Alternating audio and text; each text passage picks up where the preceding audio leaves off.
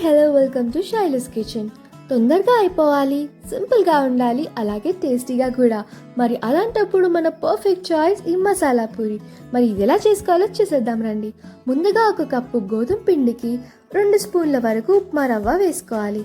ఉప్మా రవ్వ వేయడం వల్ల మన మసాలా పూరికి కావాల్సిన క్రిస్పీనెస్తో పాటు టేస్ట్ కూడా యాడ్ అవుతుంది. అందులోకి 1/2 స్పూన్ వరకు పసుపు వేసుకోవాలి మరియు 1/2 స్పూన్ వరకు ఉప్పు వేసుకోవాలి. ఉప్పు వేసిన తర్వాత అందులోకి 1 స్పూన్ వరకు కారం వేసుకోవాలి. కారం వేసిన తర్వాత 1 స్పూన్ జీలకర్ర యాడ్ చేసుకోవాలి.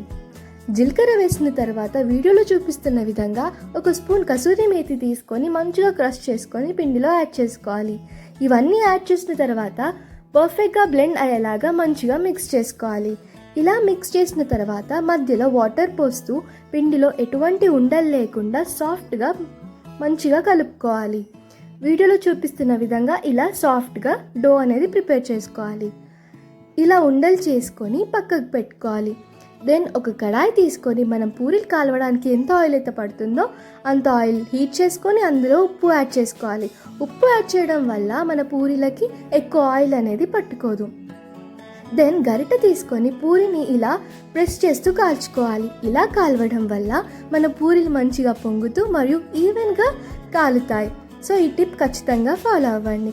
చూసారు కదా, ఇలాగా simple and quick masala puri ready.